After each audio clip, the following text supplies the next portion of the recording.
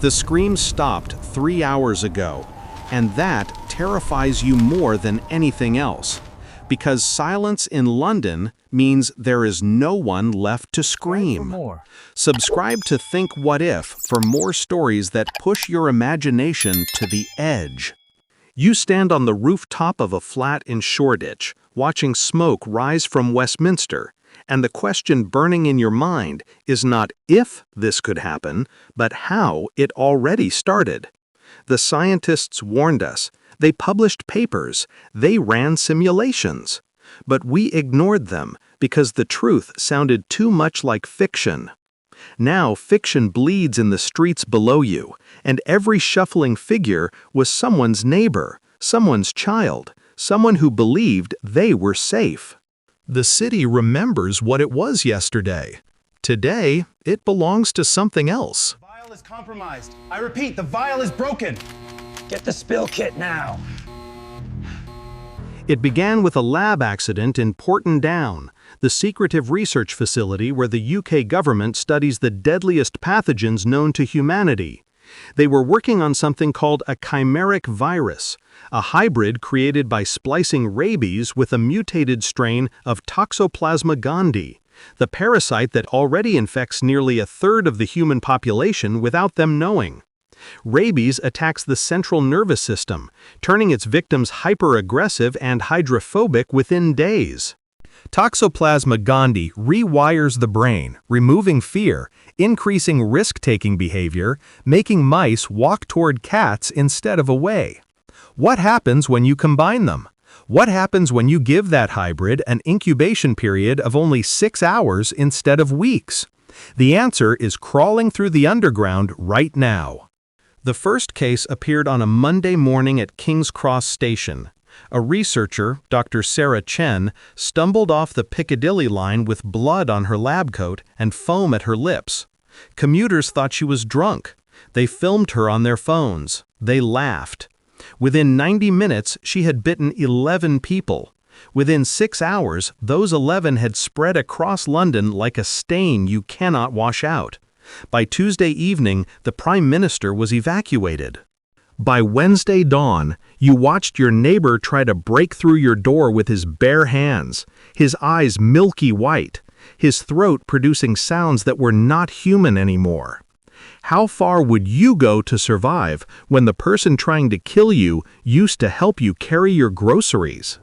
The science behind this nightmare is not fantasy. Rabies has a near 100% fatality rate once symptoms appear, the highest of any virus on Earth. It hijacks the brain, causing extreme aggression and the compulsion to bite, ensuring its own transmission. Toxoplasma gondii has been linked to schizophrenia, increased aggression, and loss of impulse control in human hosts. Studies from Stanford and the University of California have shown that this parasite literally changes neural pathways. Now imagine a pathogen engineered to combine both. Imagine it airborne or spread through saliva or both. The infected do not die immediately. They transform. They hunt. They remember just enough motor function to open doors, to climb stairs, to follow the scent of uninfected humans. The city remembers its patterns, and so do they. You have not eaten in 36 hours. The water stopped running this morning. Your phone died yesterday, and with it went your last connection to whatever remains of the outside world. From your rooftop, you can see others like you, survivors perched on high places, waving shirts and towels, signaling to helicopters that never come. The military tried to establish a perimeter at the M25, but the infected broke through in waves too massive to contain. Some estimates say 5 million people were in London when it started. How many are left now? How many of those who remain are still human? There is another truth the scientists discovered too late. The pathogen is not just in the bite, it is in the breath of the infected. Every exhale releases microscopic particles that can survive in the air for up to 3 hours in enclosed spaces. The tube became a death trap. Office buildings became tombs. Even now, you wonder if you have been exposed. You wonder if the headache you feel is dehydration or the first symptom of something worse. You wonder if you would know when you started to turn, or if the transformation is so gradual that you would wake up one morning craving flesh without remembering why. What would you do if you felt yourself slipping away? The noise below pulls your attention. A woman is running down Old Street, her dress torn, a child clutched to her chest. Behind her, a pack of infected moves with terrifying coordination. This is the detail that breaks every model, every prediction the epidemiologists made. The infected are not mindless. They hunt in groups, they learn, they adapt. There is evidence they retain fragments of memory, enough to return to familiar places, to use tools, to set crude ambushes. This is not a virus that simply kills. This is a virus that repurposes. You watch the woman stumble, and you have 3 seconds to decide if you will help her or stay hidden. 3 seconds to choose between your humanity and your survival. The city remembers what we were. Will it remember what we became? You make the choice. You shout, drawing the infected toward your building instead. The woman looks up, sees you, and runs in the opposite direction. You have just signed your own death warrant, and yet something in you feels more alive than it has in days. This is the paradox of the apocalypse. We discover who we truly are when everything else is stripped away. You race to the stairwell, barricading the door with furniture, knowing it will hold for minutes at best. Your hands shake. Your heart hammers against your ribs. You can hear them now, dozens of footsteps thundering up the stairs, nails scraping concrete, throats producing that ungodly sound that used to be human speech. How far would you go to survive? How much of yourself would you sacrifice?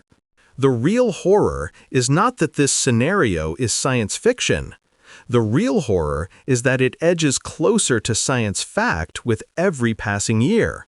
In 2023, scientists at Boston University created a hybrid strain of COVID that had an 80% kill rate in humanized mice. In 2021, researchers in China successfully created a coronavirus that could infect human cells, bypassing every natural barrier. Gain-of-function research continues in labs worldwide, experiments designed to make viruses more transmissible, more lethal, more adaptable. The justification is always the same. We need to study these pathogens to prepare for them. But what happens when preparation becomes creation? What happens when the thing we fear is the thing we built? You have reached the roof access.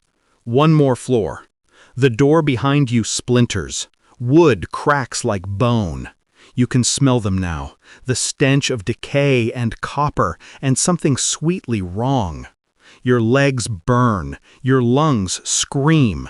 But you do not stop because stopping means joining them, and you have seen what they do to the ones they catch. The transformation is not instant. It takes hours. Hours of fever and convulsions, and the slow realization that you are losing yourself piece by piece. Survivors who have witnessed it say the infected cry in the early stages, as if some part of them understands what is happening and cannot stop it. The city remembers their tears. You burst onto the roof, and for a moment, the November wind feels like salvation. The sky is gray, choked with smoke, but it is open and vast and free. Below, London burns in patches, a patchwork of destruction and stubborn survival. You are not alone up here. 3 others huddle near the far edge, their faces hollow with exhaustion and fear. They nod at you. No words are needed.